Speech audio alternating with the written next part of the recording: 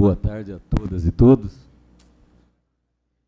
aos colegas da magistratura, apresentando pelo nosso desembargador, doutor Sérgio, que aqui se encontra, aos nossos colegas aí, advogados e advogadas, a pessoa César Moreno, cumprimento a todos, aos nossos amigos do Ministério Público do Trabalho, aos funcionários, servidores da Justiça do Trabalho aqui presente.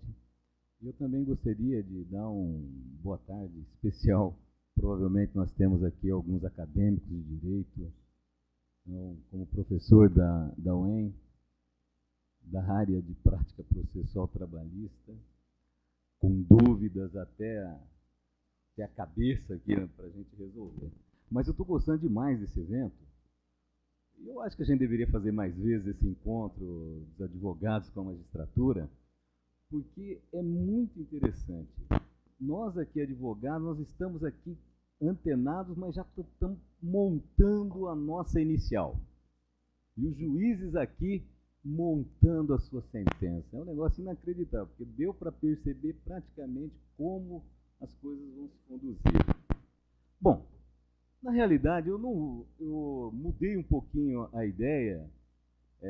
Eu vou falar um pouquinho sobre a fixação de critérios para a sentença, mas eu acho que os pormenores já foram tratados aqui de uma forma muito brilhante.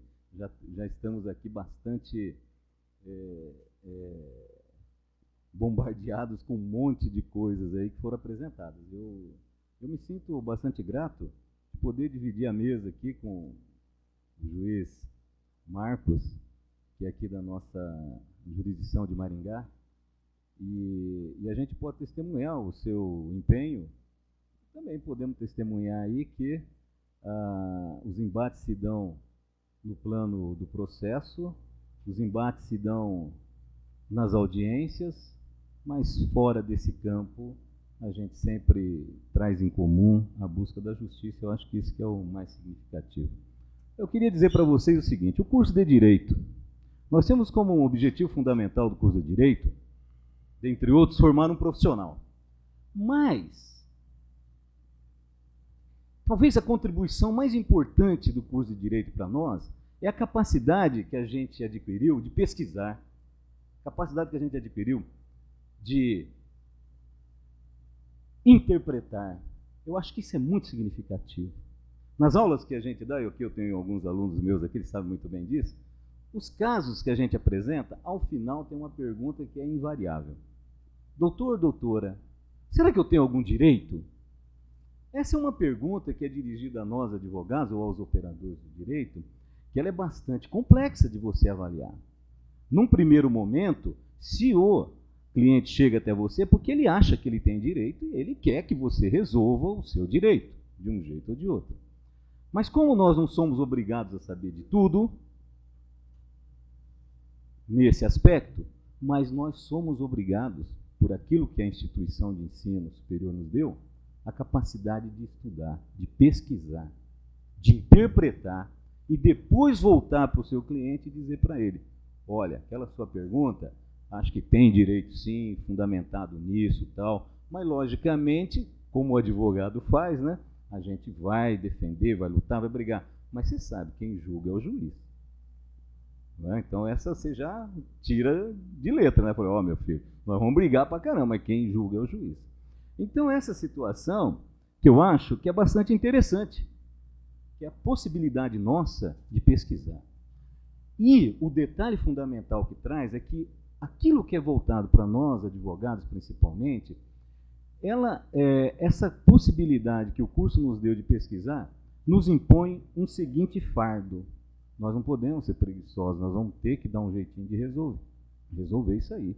Nós vamos ter que estudar, nós vamos ter que buscar fundamentação, nós vamos ter que, se não der no direito interno, vamos buscar no direito externo, se não der em alguma coisa, vamos, como os nossos professores dizem lá no Código de Hammurabi, se não, vamos, enfim. Nós vamos ter que encontrar uma solução, porque é fruto da pesquisa. Infelizmente, o sistema da evolução da tecnologia aqui, de certa maneira, nos privou um pouquinho do estudo aprofundado, porque é fácil, a gente joga no Dr. Google, já aparece, a gente se limita muito naquela situação. Bom, mas essa reforma trabalhista, ela veio. Ela veio. Uma opinião muito particular minha. Eu a considero num momento totalmente inadequado. Totalmente inadequado. Um momento de profunda crise que o país passa.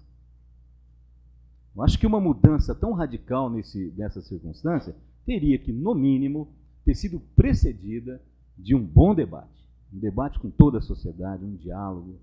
Não dá para a gente imaginar que aquelas audiências públicas elas foram efetivamente sob o signo da democracia, de ouvir a população, as partes interessadas, porque não foi. A prova disso é que nenhuma das propostas que veio da sociedade foram encampadas no projeto de lei pelo seu relator. Então nós já sabíamos que o jogo já estava marcado, nós já sabíamos que efetivamente era aquilo que ia acontecer, aquelas normas iriam apresentar e pronto. Sem entrar muito no detalhe, mas eu acho que talvez aí um pouco a impertinência do momento em relação a esse processo que nós estamos vivendo, de que o país passa por um recrudescimento da sua crise de emprego. Nesse exato momento é que os trabalhadores precisam do amparo da entidade sindical, porque é o seu espelho, é o seu amparo, queira ou não queira, mas nesse exato momento se tira a força dos sindicatos, deixando à mercê da autonomia privada individual negociar vários direitos sem a presença ou participação da entidade sindical.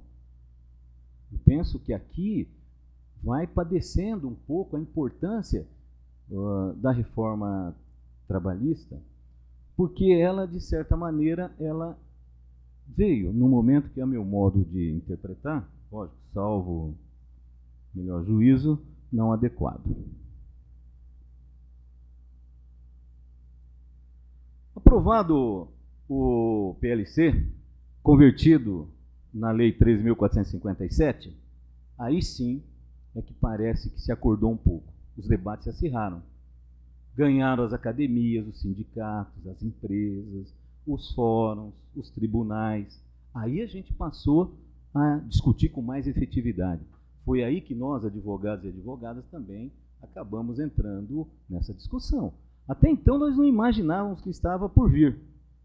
E quando nós nos acordamos, vamos dizer assim, verificamos, puxa vida, esse é um baita de um limão.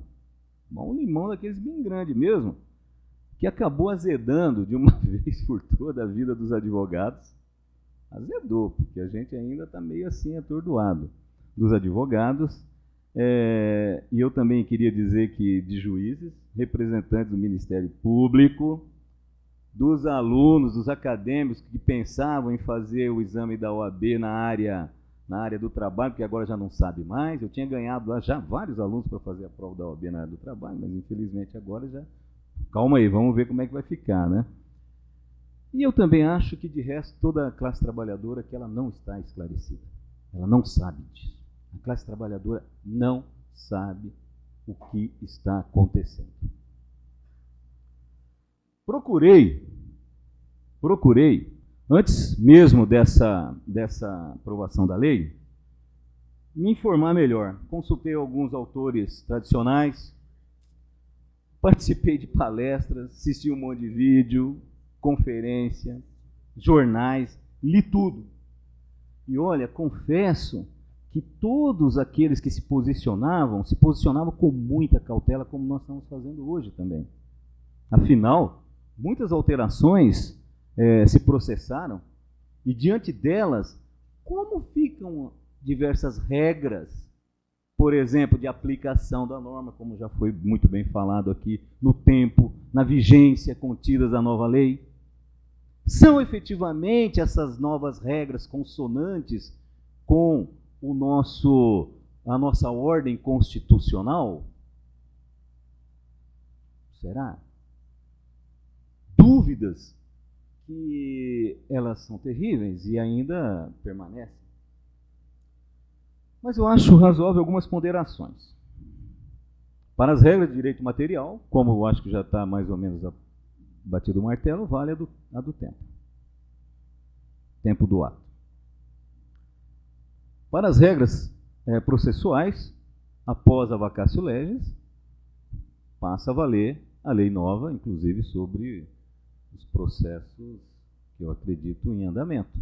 Aí a aplicação da regra do artigo 1046 do Código de Processo Civil. Se a gente puder dar uma olhadinha lá, acho que não vamos ter muita dúvida nesse aspecto. Não vejo problema nisso aí. Os problemas aparecem, na realidade, é quando a gente começa a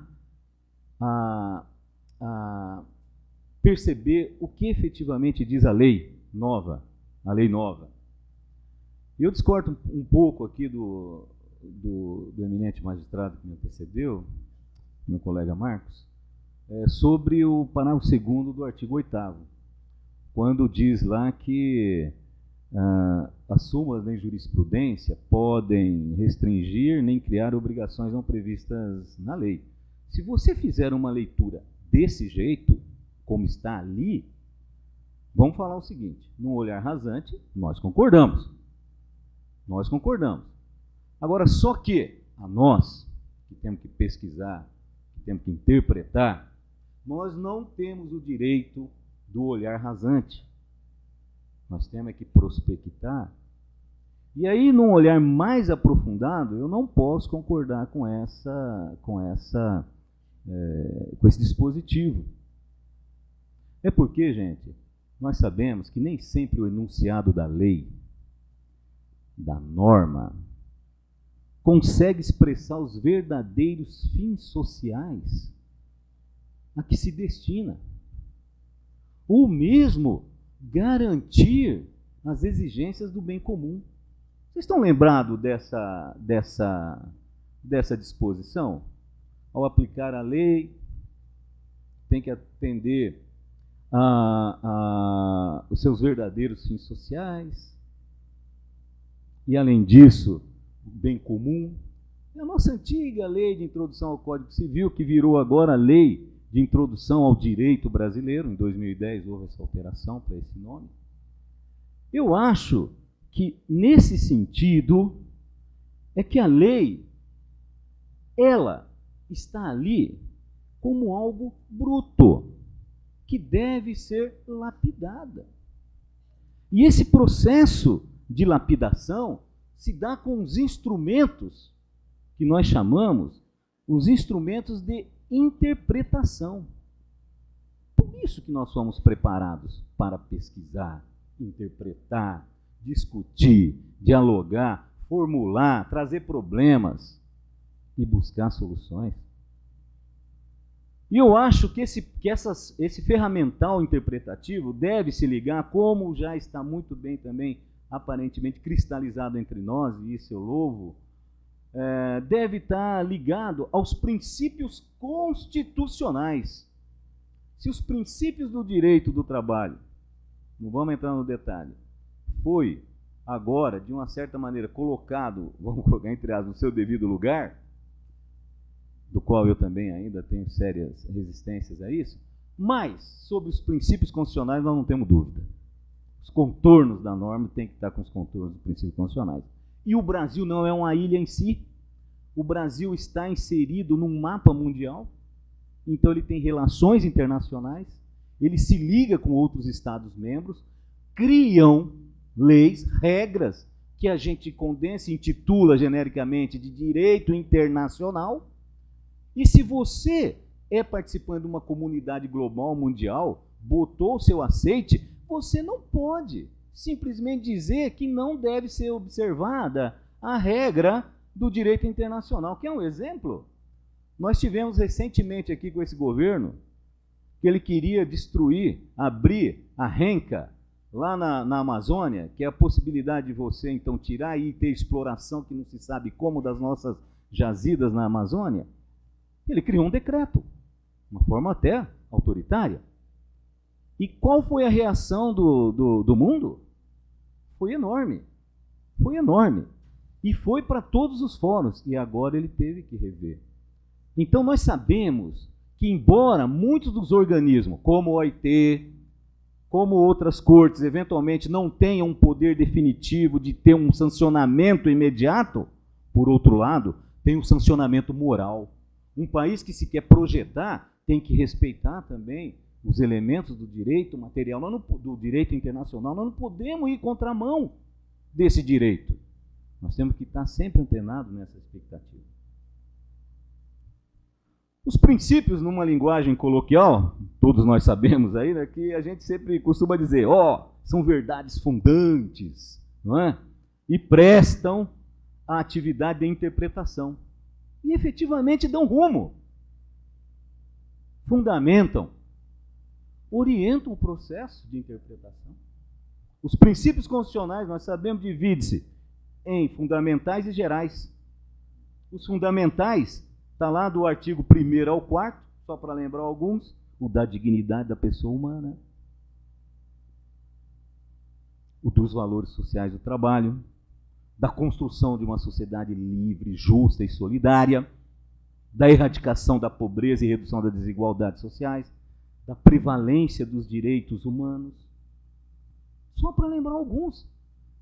Nós deveríamos fazer uma releitura do texto constitucional, porque essas coisas parece que elas passaram, mas eu não sei, daqui a alguns dias, dia 5 de outubro, a nossa Constituição Cidadã fará aniversário. Talvez um bom dia para a gente parar e fazer uma boa leitura sobre os princípios, refletir sobre a profundidade deles. E nós temos aí os princípios, os princípios outros, que são os gerais, o da isonomia, do acesso ao judiciário, da função social da empresa. Ora, você detém um processo produtivo, você também tem que dar a sua contribuição para a sociedade. Empregar, não, emprego. O emprego, ok, de suma importância, mas não basta. Porque tem que dar um emprego, mas um emprego digno, que respeite e valorize o trabalhador. Não à toa que os princípios do direito do trabalho, que atuam sobre o poder, sobre o artigo 2º da CLT, é justamente isso, para moderar o poder patronal, expresso no artigo 2º, que é ele quem dirige, é ele que presta, é ele quem controla a vida de um ser humano. E o trabalhador, pela subordinação, se não tiver elementos que tenham que ser muito bem pautados, se submete. A lei diz, não pode haver trabalho insalubre, mas dependendo da situação, bota o cara para trabalhar no local insalubre. A lei fala, então dê equipamento de proteção individual. Bota-se o cara para trabalhar sem equipamento nenhum. Vocês imaginam, nós estamos em 2017. Nós convivemos diariamente com denúncias de trabalho assemelhados. Escravidão. Ora, não vivemos num país, nós não vivemos numa ilha. Existem contradições enormes no nosso país. Em Maringá, talvez aqui a gente até não consiga perceber muito isso, mas sai um pouquinho para a periferia. Sai um pouquinho para a periferia, para vocês verem a dura e crua realidade desse país. E é nós que estamos nesse contexto, por isso que na aplicação da lei, os fins sociais devem ser encarados, e o bem comum, com muita seriedade nesse aspecto. Tem também um princípio que eu não falei, mas eu gostaria de falar, que nós, quando nascemos para ser felizes. A gente sempre procura caminhar para frente e ser melhores do que nós somos hoje. Nós não queremos, em hipótese nenhuma, levar um tombo e retornar para aquilo que a gente foi. Se pegar a vida de cada um aqui, pode ter certeza que tem história maravilhosa de como iniciaram, de como foi. A nossa Universidade Estadual de Marte está sendo acuada pelo governo do estado, o senhor Beto Richa, e nós fizemos um ato público. E teve uma pessoa da plateia, lá da mesa, que falou assim, olha, eu devo tudo à universidade. Eu vendia coxinha lá na rodoviária, era isso. E hoje eu sou professor, sou doutor, sou isso, sou aquilo e tal. Vamos fazer um processo de revisão das nossas vidas também? Nós queremos voltar para trás? Voltar? Esse é um pleonasmo? Mas nós queremos voltar para aquela realidade nossa? Lógico que não. Nós só queremos para frente. É por isso que existe também um princípio da vedação ao retrocesso. O artigo 7º que está ali, quando expressa lá, são direitos dos trabalhadores urbanos e rurais, além de outros, para assegurar a melhoria das suas condições de vida. Ora, ele está falando em melhoria, não está falando em piora. Então, qualquer intervenção nossa, nós temos que estar antenados para melhorar a situação. Porque eu me recordo que no artigo 3º da Constituição Federal, onde estão estabelecidos os objetivos fundamentais da nossa República, um deles, está lá dizendo o terceiro, que é erradicar a pobreza, acabar com a miséria. Isso é condição indigna. Então, são situações que estão apresentadas. Aparentemente, para o meu modo de pensar, muitas dessas regras aí, elas caminham para um retrocesso. Não para melhorar a condição de vida. Precarização do trabalho,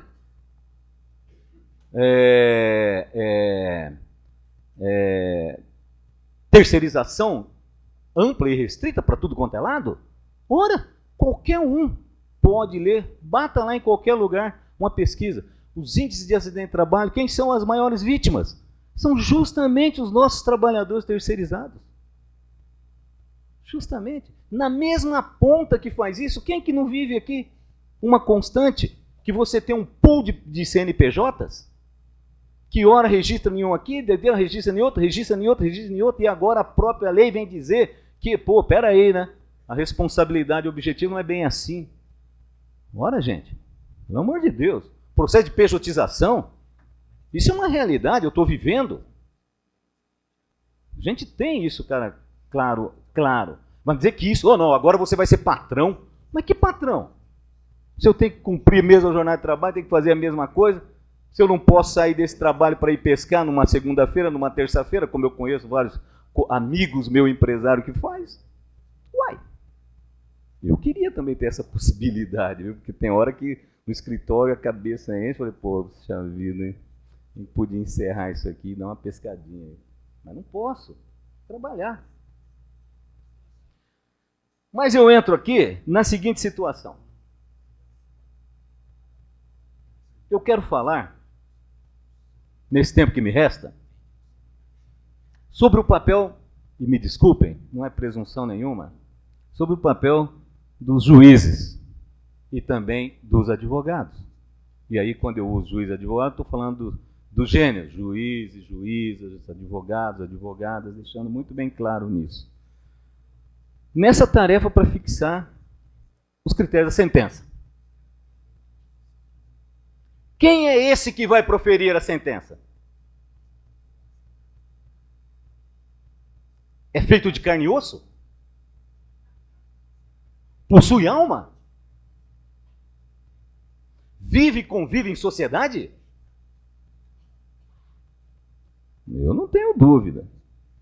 Sim, é tudo isso e mais um pouco. Deve entender que sua decisão terá repercussão na sociedade. Agora, em qual direção? E não estou me referindo a nenhum ativismo judicial. Quero deixar muito bem claro nisso. José Renato Nalini, vou ler para vocês, ele disse certa vez: quando da aplicação da lei ao caso concreto, não poderá se afastar o juiz, nem frustrar, nem tergiversar com o princípio fundamental que lhe impõe assegurar a igualdade de maneira efetiva e não formal, com o objetivo de erradicar a pobreza e construir uma sociedade livre, justa e solidária. O juiz não pode ser um ser inflexível, aplicador da letra de uma lei estratificada, mas alguém provido de consciência a respeito das consequências concretas de sua decisão. O juiz não apenas conhece da demanda, mas atua no sentido de realizar o justo. Olha que coisa maravilhosa. Esse juiz, essa juíza, é isso que faz da nossa magistratura essa beleza. Aplicar a lei sem posicioná-la no tempo de sua aplicação, sem levar em conta os fins sociais e o bem comum, os princípios constitucionais, o direito internacionais, entre outros, é o mesmo que se transformar em robô juiz ou juiz robô. Não sou eu que estou falando isso, não. Tem diversos artigos, inclusive eu tenho 2 aqui que eu me baseei para tratar disso. Aqui, 2 artigos. Só para vocês terem uma ideia, tem sido feito um teste de um software desenvolvido pela Universidade College London, de um juiz com inteligência artificial. E pasmem, senhores e senhoras, consegue julgar de forma similar a humanos com precisão de acerto de 79%. Imaginem! Imaginem vocês um software. Os caras alimentam com dados, com lei, texto da lei, jurisprudência, e o cara acerta 79%.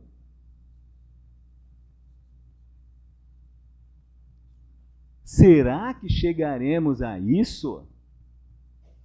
Programaremos robôs com a inserção de todo o arcabouço legal, jurisprudência e etc. E aí, mediante a informação da situação fática, os robôs darão a sentença? É isso? No outro artigo, esse é um que eu falei, no outro artigo, tem uma solução mais ou menos razoável.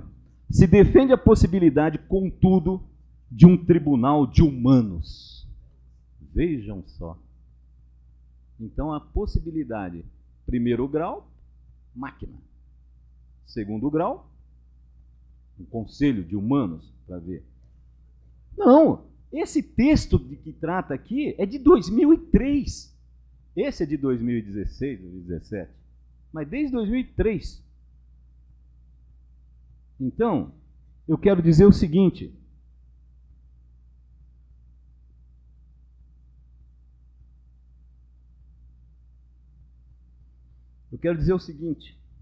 Não concebo isso. Sou ser humano. Tenho sentimento. Não concebo isso. Por outro lado, o juiz só julga se chegar até ele uma petição inicial.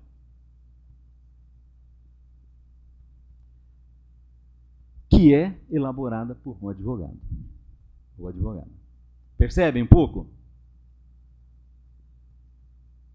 A existência minha e a existência do Dr. Marcos, ou vice-versa, só tem uma razão.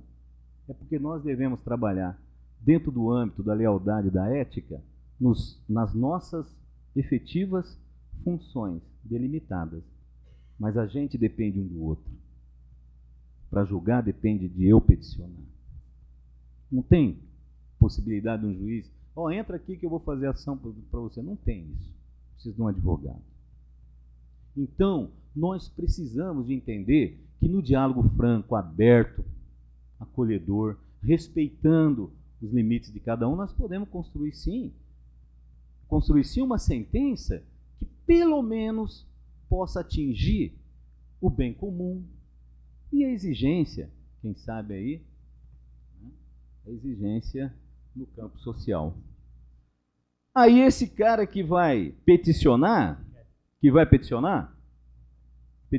eu pergunto, é feito de carne e osso? Possui alma? Vive e convive em sociedade? É óbvio. Estamos nós aqui. Somos advogados e advogadas.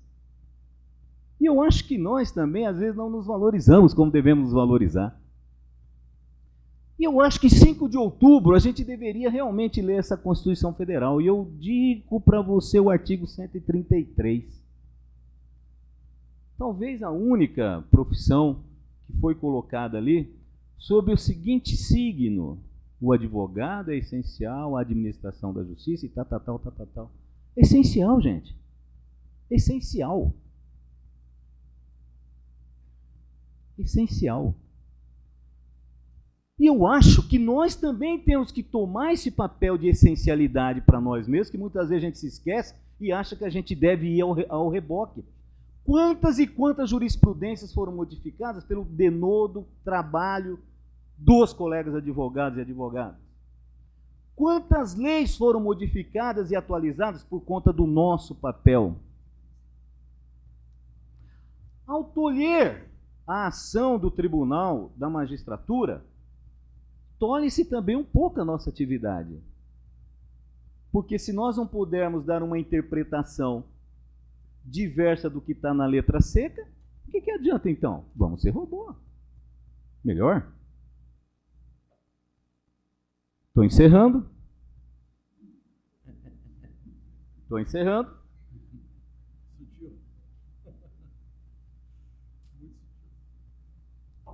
Ok. Vários entendimentos que antes a gente tinha aí como cristalizados, sob uma nova perspectiva, foram modificados graças ao debate propiciado por um número de advogados e dessas ações. Essa cooperação entre a advocacia e o judiciário se tem garantido um aperfeiçoamento do direito.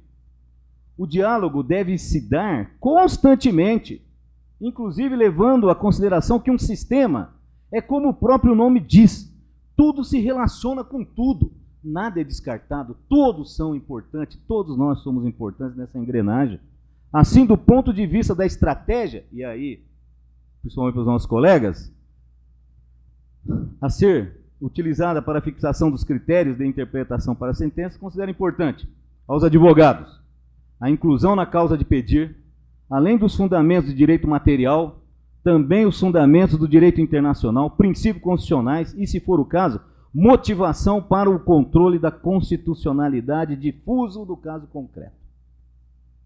Eu acho que devemos provocar, sim, a magistratura, se não esclarecer de forma adequada, com a devida vênia, respeitando sempre o posicionamento, opor os nossos embargos, usar embargos de declaração, porque nós temos que levar para o tribunal e nós temos que chegar à Suprema Corte.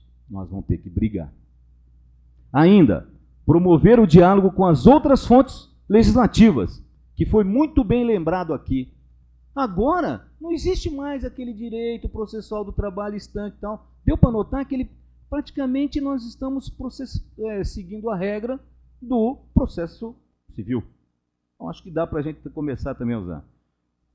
Aos juízes, que não caiam na tentação de acomodação com a aplicação pura e simples do enunciado da lei, que considerem legítima a provocação para o seu posicionamento, lembrando que a imparcialidade do juiz não é o mesmo que neutralidade, que considerem nessa missão interpretativa todo o sistema da ordem como mecanismo de aperfeiçoamento do direito e da própria justiça, se valham dos princípios constitucionais, do direito internacional e das demais fontes com vista a aplicar a lei, considerando sempre o seu alcance social e a busca do bem comum. Perdoe o extrapolamento, mas eu agradeço profundamente a atenção que vocês me dispensaram. Obrigado, amigos. Obrigado, Marinho.